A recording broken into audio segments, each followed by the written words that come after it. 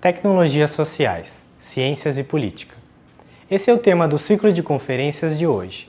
Na primeira parte do programa, o professor e sociólogo Ivaldo Gellen discute a evolução das tecnologias sociais e relata suas pesquisas sobre cidadania. Logo em seguida, a também professora e socióloga Letícia Sabac fala sobre o curso de políticas públicas e os desafios presentes nessa área.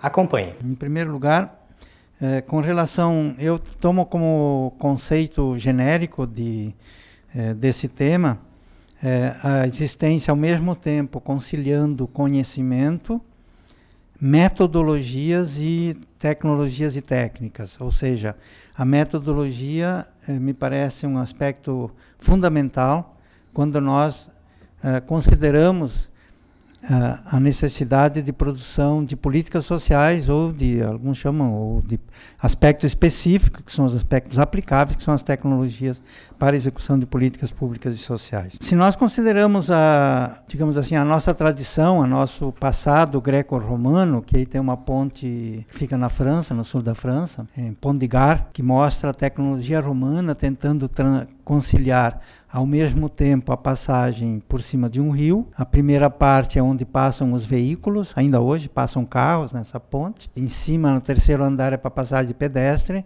e o último é para passagem da água. Portanto, uma combinação harmoniosa, né, das necessidades dos romanos. Se nós juntarmos com a cultura grega, nós vamos ver que naquele período existia basicamente uma ruptura social, em que o conhecimento abstrato e científico, isso enquanto pensamento, enquanto capacidade de criação e, portanto, geração de tecnologia, e de outra parte, a grande maioria que não tinha acesso a esse tipo de conhecimento e que, portanto, tinha apenas acesso ao conhecimento técnico, digamos, a partir de técnicas, mas não a partir de mudanças do processo produtivo. Isso explica, em grande parte, porque nesse mundo greco-romano, as grandes invenções tecnológicas beneficiaram as elites, os cidadãos, evidentemente. Durante séculos e séculos, as tecnologias voltadas para diminuição do sofrimento do trabalho ou melhoria da produtividade do trabalho, diminuição do pesado, do trabalho braçal, etc., não evoluiu praticamente nada. Portanto, o que eu quero aqui dizer é que desde o nosso passado inspirador, né, que é a cultura grega e que é a cultura latino-romana, tem essa dualidade, né, de um lado o conhecimento abstrato e as tecnologias resultantes disso, voltadas, evidentemente, para quem o produziu, para quem tinha os interesses ali representados. E, de outro lado, a outra parte da população, que permaneceu relativamente estagnada do ponto de vista tecnológico e também do ponto de vista dos avanços sociais, salvo quando chega o cristianismo, né? O cristianismo abre uma ruptura, né, na medida em que ele traz outros conceitos completamente diferentes dos que eram praticados. Então, ele traz o conceito da igualdade, ele traz o conceito do indivíduo, como, portanto, alguém com sua identidade própria, traz o conceito da meritocracia, em que as pessoas deveriam ser valorizadas pelos seus méritos e pela sua, portanto, e hoje pela sua expressão perante os outros, e traz o conceito da liberdade. Esses 4 pilares vão revolucionar completamente tanto a produção do conhecimento, quanto a maneira de organizar a sociedade. Essa mudança ela vai gerando para o mundo moderno contemporâneo, mantendo uma certa, digamos assim, o conhecimento científico ele ainda é produzido por uma certa elite, porém ele se arvora como democrático, como universal, né? Surge a universidade, que pretensiosamente produz um conhecimento científico universal, mas durante esses séculos se percebe ainda amarras, né, de que essa universalização ela não se operacionalizou do ponto de vista da transferência disso para a sociedade. E essa mediação de transferência é o que nós chamamos de tecnologia. E se ela chega a responder por interesses sociais, é o que nós então poderíamos chamar de tecnologias sociais, simplificando, evidentemente, o conceito. A sociedade contemporânea, ela se balastra nesses 4 pilares do indivíduo relativamente autônomo, podendo merecer ou devendo merecer o seu reconhecimento e sua existência, numa condição que lhe permite ser igual. Eu digo lhe permite, não quer dizer que esteja garantida essa igualdade fora o campo moral, fora o campo político do direito. Mas eu quero fazer algumas considerações rápidas a partir do Raimundo Faoro sobre a formação da sociedade brasileira, que eu acho que ajuda a entender o porquê existem essas categorias, e são muitas, no Brasil, que eu chamo de baixo ou de não reconhecimento de sua condição de cidadania. Se nós viajarmos pelo Brasil afora, nós vamos perceber a existência de, eu diria, quase que dezenas dessas categorias, ou desses grupos, ou dessas totalidades sociais que existem, estão aí, mas não há políticas nenhumas específicas, as condições vão às vezes se degradando, em alguns casos eles conseguem ir se autoafirmando pela própria organização. Eu tenho percebido isso ultimamente quando me dediquei a estudar o que eu chamo os perâmbulos. Os perâmbulos que eu iniciei com um estudo dos vendedores de roupa nas praias, que vêm de várias regiões do Brasil e vêm vender roupa numa praia, ficam em 3, 4 meses e voltam para suas terras. Então eu comecei a acompanhar e percebi, só entre os vendedores de roupa aqui nas praias do Rio Grande do Sul, existem pelo menos 4 identidades completamente distintas. Nós vamos para a praia e talvez não percebemos esse universo social complexo que está na nossa frente, às vezes em 2 minutos. Né? Ele está ali, eles estão ali. Eles nos veem, eles nos reconhecem, e nós talvez não os reconheçamos, porque nós temos os nossos olhares muitas vezes já com filtros, tipo as máquinas fotográficas, e colocamos as cores que nós queremos. Por que eu insisto isso? Porque se nós não percebermos quem eles são, nós não temos condições, se nós um dia tivermos a possibilidade de interferirmos politicamente ou de interferirmos na elaboração de políticas, nós não vamos conseguir elaborar políticas para eles. Eu queria retomar o Faoro, que eu citei, que é no sentido de que ele coloca que a formação, ele vai lá um recuo na sociedade de Portugal para explicar que as elites brasileiras têm uma especificidade, diferente, por exemplo, das que tiveram origem na Espanha, ou na França, ou na Itália, ou na Alemanha, que é o feudalismo estatal, que se constrói em que o rei ele é o dono das terras, ele é praticamente o absoluto, e os senhores, os donos, eles são subservientes ao rei. E isso cria uma condição, o que eles chamam o estamento econômico, né, que são os donos de terra no Brasil, e de outra parte o estamento político, que são os que são os que servem ao rei, os que têm que elaboram, digamos assim, as políticas, as normas e as regras, e as interpretam. E é por isso que às vezes nós vamos num órgão público e nós nos defrontamos com um funcionário público, né, com um servidor público, que interpreta a lei a seu bel prazer e que diz que nós não temos direito quando o direito temos. Ou seja, isso vem de uma tradição, né, de uma formação da sociedade brasileira, desse estamento político, né, que tinha esse poder, e teve esse poder, inclusive, que tomava decisões em nome do judiciário, já que o nosso judiciário é recente. Nós temos um judiciário adolescente, por isso essas confusões, muitas vezes, que ele não sabe como agir, age de um dia de um jeito ou do outro. Então, essa situação fez com que, de um lado, nós tínhamos esse estamento político, estamento econômico, a dono de terra, do comércio, etc., e os escravos, que faziam parte do núcleo central da sociedade brasileira, do funcionamento dessa sociedade. E uma camada enorme do ponto de vista demográfico maior de todas, que ele chama de estamento difuso, que eram essas categorias sociais que iam dos caboclos, indígenas, aos vários tipos sociais, os bugres, que são os mais conhecidos, espalhados pelo território brasileiro e que vinham vivendo um pouco do jeito que podiam, buscando mediações para poder sobreviver, e outras vezes criando inovações, né, criando suas próprias maneiras, suas próprias tecnologias de produção.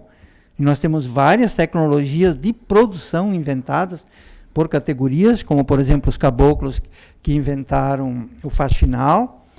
Depois, várias categorias inventaram na parte agrícola os pousios, né, que são tecnologias. Os processos de sobrevivências, eles vão sendo construído coletivamente. Isso me parece que é importante. Não há um inventor, não há um criador.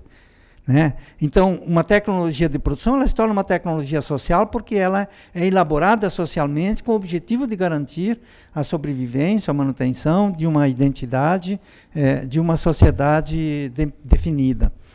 Por isso que eu chamaria, sim, muitas tecnologias de produção como tecnologias sociais também. Elas deixam de ser sociais quando são apropriadas com outros fins que não os da manutenção daquela sociedade que a criou ou de outros que se apropriam para manter a sua solidariedade. Em relação à população de rua, voltando bem para o cotidiano de hoje, era vista como, muitas vezes, marginais, mendigos e por aí, até recentemente, aqui no Brasil. E, evidentemente que isso, aos poucos, uma consciência mais coletiva foi se formando de que eles teriam que ter um trato um pouco diferenciado, de alguma forma eles tinham que ser reconhecidos. E não havia políticas públicas para eles, nem políticas sociais, salvo assistência social ou caridade de algumas igrejas. E depois, aos poucos, os governos foram criando órgãos assim, de assistência social, num sentido de acolher, no caso, extremos, etc. Tanto que, de maneira geral, a cultura pública era assim, criar políticas ou destinar recursos públicos para essa população é jogar dinheiro no ralo. Eu cansei de ouvir essa expressão. São expressões que já desapareceram, que significa que há uma mudança de cultura sobre elas. Mas, basicamente, o que se precisou? Quais são os passos que foram dados para se conseguir, pelo menos, um mínimo de consenso em torno dos direitos que eles têm? Né, de que nós estamos numa sociedade que defende a igualdade de todos, mas nem todos são considerados iguais. Então, aos poucos tem que se ir construindo alguns paradigmas, algumas políticas e algumas tecnologias que possibilitem essa igualdade. Entre elas, o primeiro, a elaboração de um conceito. O conceito ele é central e ele depende do conhecimento científico. Então, a pesquisa, o conhecimento científico é central para poder identificar a determinadas populações. Segundo, metodologias criativas e focadas nesse ator social. Então, não são metodologias genéricas, é necessário reconstruir metodologias focadas nesse ator. Terceiro passo, a geração de conhecimento e informações quantitativas para gerar políticas específicas. Então, conceito, metodologia e conhecimento que se obtém a partir da própria população, dos próprios atores sociais, e que possibilita criar no mínimo, alguma sistematização que permita decifrá-los, conhecê-los e estabelecer um mínimo, digamos assim, de regras ou de políticas para que eles possam sentir esses resultados. Sem que isso aconteça, eles não se organizam. A organização desses grupos sociais dispersos, ela só se dá quando eles sentem a possibilidade de que, organizados, eles conquistem alguma coisa. Então, uma iniciativa do Estado, muitas vezes, ela é central, ou de uma outra organização, mas ela é o primeiro passo, né? Eles que se organizem e se virem. Não é assim que as coisas acontecem. Eles não têm a experiência do coletivo e com conquistas disso. No caso da população de rua de Porto Alegre, eles não tinham nenhuma forma de organização. Hoje eles já elaboram propostas de políticas para eles. O quarto passo é a mobilização e a organização para as reivindicações, né, desse universo social. Quem é esse morador de rua? É aquele que subverte o espaço. Aquele espaço que nós achamos que é um lugar onde nós devemos andar por aí, ou sentar, eles o ocupam para morar, estão subvertendo o uso. Já que eles não têm outra, eles não ocupam o nosso espaço, o nosso espaço privado.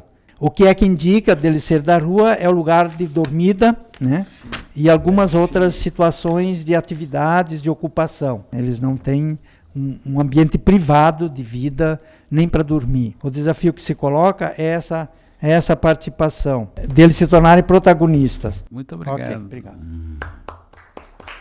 Então, para iniciar, partindo então de uma definição, né, de tecnologia social, com base em outra colega nossa, da Maíra Baumgartner, que já tem uma produção acadêmica sobre o assunto já de bom tempo, né? Ela define tecnologia como um conjunto de conhecimentos, processos e métodos empregados em diversos ramos ou como atividade socialmente organizada de caráter prático, baseado em planos, então conhecimentos, processos e metodologias, se torna social na medida, então, que ela existe a apropriação desse conhecimento, né, dessa produção científica e tecnológica por parte da sociedade. Também a professora Maíra ela faz uma relação desse conceito de tecnologia e as sociais com a noção de técnicas sociais de Mannheim, que são aquelas intervenções voltadas à resolução de problemas e necessidades sociais, contando com a participação das coletividades atingidas. Então, há a participação, né, direta, assim, na apropriação, na produção, no uso dessas tecnologias pela sociedade, né, com vistas a objetivos específicos.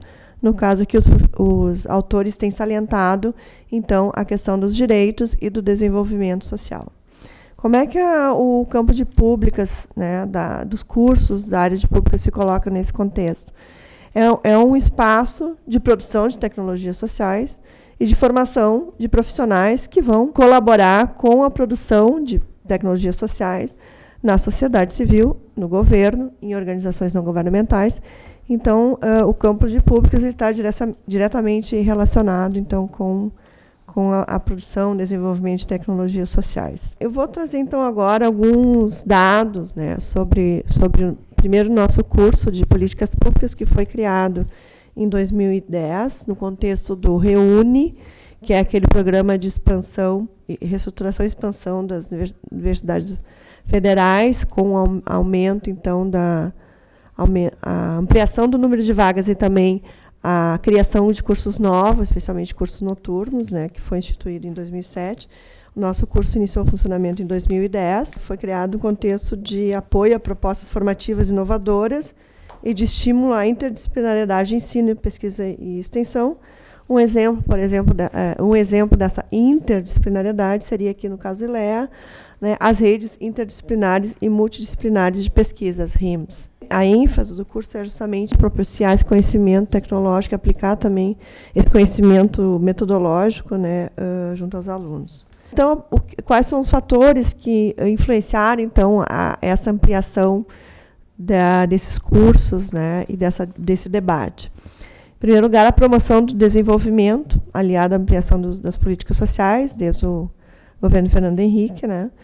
Então, as políticas sociais passaram a ocupar prioritariamente a agenda dos governos, não só o governo federal, mas também governos subnacionais. Um outro fator, as transformações ocorridas nos processos decisórios, com destaque os mecanismos de participação, como ampliação dos conselhos de políticas, orçamento participativo, e todos os fóruns então, democráticos que envolvem então, a participação da sociedade civil e também o controle social sobre as ações do governo. Um outro fator dentro então, dessas transformações, os processos decisórios, os processos de descentralização em diferentes áreas da ação governamental, então políticas, planos e projetos que eram executados, ou não eram executados, ou eram executados a nível, né, pelo governo federal, passaram, então, a se tornar objeto de prioritário, né, objeto de práticas, enfim, e políticas, planos e projetos dos governos estaduais e dos governos municipais. Um outro também fator dentro dessas transformações e processos decisórios, a alteração dos marcos regulatórios, ou seja, as políticas públicas, elas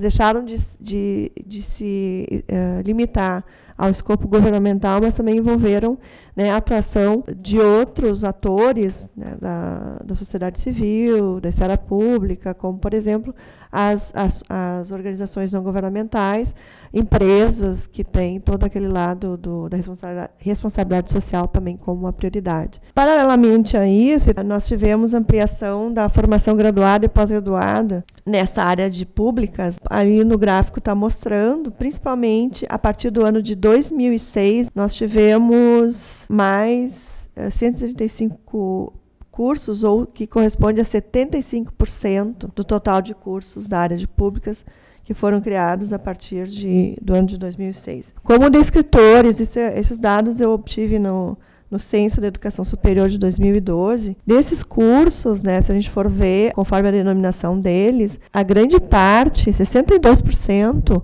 corresponde a cursos de gestão pública, né, seguidos pelos cursos de administração pública, que corresponde a 35%.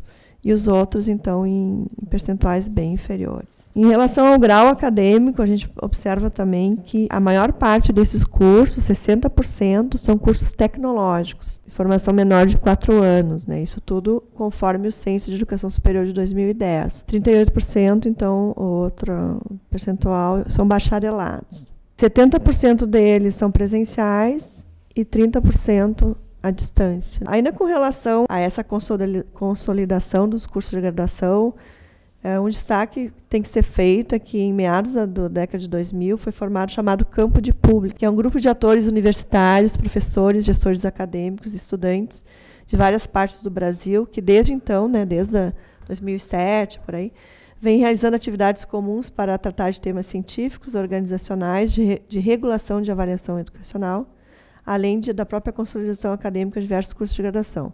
Um dos feitos desse campo foi o estabelecimento, no final de 2013, das diretrizes curriculares nacionais, né, para os cursos da área de públicas, né. Os principais atores, enquanto os cursos de graduação inseridos nesse campo, são administração pública, gestão em políticas públicas, gestão social e políticas públicas. E no início desse ano foi formada a Associação Científica, né, Associação Nacional de Ensino e Pesquisa do Campo de Públicas, e agora, iniciando no final de dia 30 de novembro, nós vamos ter o primeiro encontro nacional, né, de ensino e pesquisa do campo de públicas, então, justamente para fazermos uma troca de experiências e apresentação de trabalhos acadêmicos, científicos, dentro da produção que é realizada nesses diversos cursos. Com relação à formação em nível de pós-graduação, considerando descritores como os cursos Administração, Ciência Política, Interdisciplinar e Sociologia, que são as subáreas de conhecimento da CAPES, né, porque o curso não existe uma área chamada área de públicas, né, a área do campo de públicas, né? Essa área os cursos de pós-graduação estão diluídos em várias outras sub-áreas. A partir de 2006 foram criados 28 dos cursos e corresponde a 80% da área no mesmo período que foram, então, começaram a ser ampliados os cursos de graduação, também foi ampliada a pós-graduação estrito sensu. Desses cursos de pós-graduação, 54% são cursos de mestrado profissionalizante, 27% de mestrado e 3% de só doutorado e 16% de mestrado e doutorado. O nosso programa de pós-graduação em políticas públicas, que tem tanto mestrado quanto doutorado, ele se insere, então, nesses 16% e, em termos de período temporal, né, nos últimos 5 anos, né, que foram 16 cursos de pós-graduação criados de 2011 a 2015. Em termos de área de avaliação da CAPES, 47% dos cursos de pós-graduação na área de públicas são da área interdisciplinar, seguidos 31% da administração, 17% da ciência política. O nosso curso está inserido na área de ciência política. Para concluir, alguns desafios ao desenvolvimento, então, dessa área de políticas públicas, ou área de públicas, no sentido, então, de continuar a aprimorar tecnologias sociais e formar profissionais capacitados, então, a colaborar com o desenvolvimento dessas tecnologias sociais na sociedade civil e no governo. O primeiro desafio, a dificuldade que nós temos de implantar efetivamente a interdisciplinariedade dentro de uma universidade, né? Porque como aqui a nossa universidade, são instituições historicamente disciplinares, a maior parte inclusive dos nossos professores vem de áreas, tradições disciplinares, né?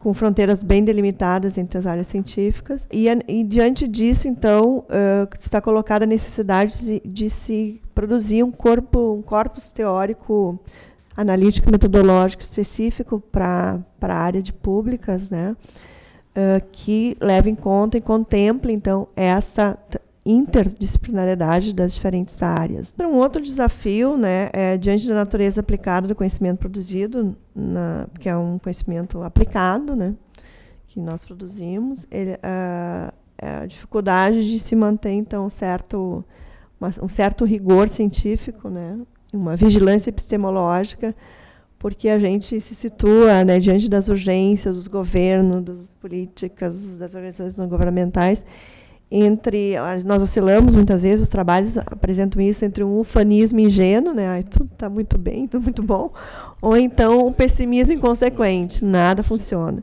E ainda estamos nessa gangorra, né?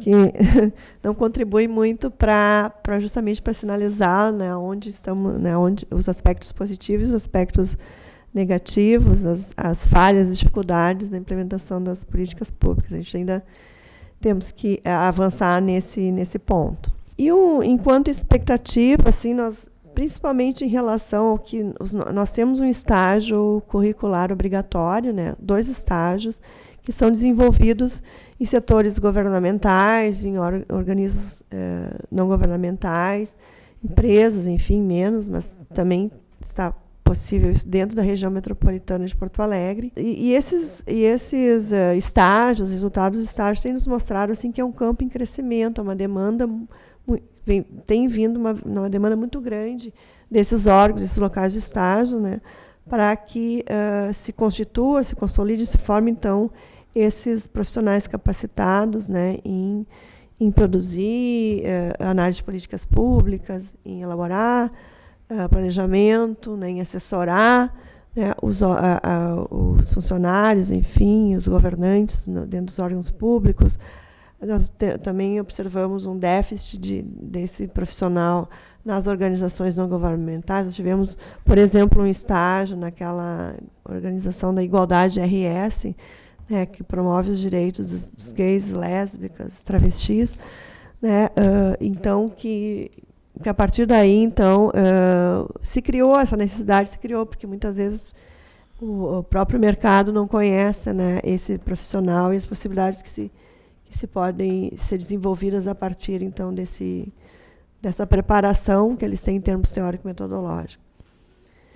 Então, esse feedback dos estágios curriculares tem demonstrado que o campo de atuação dos bacharéis em políticas públicas e também dos outros formados na área de públicas, né, vai se ampliar, continuar se ampliando, né, e, por consequência, né, em vista disso, a difusão e o aprimoramento, o desenvolvimento, a otimização das tecnologias sociais. Você conferiu a primeira parte da palestra Tecnologias Sociais, Ciências e Política. Na semana que vem, apresentaremos a segunda parte. Obrigado pela companhia e até a próxima!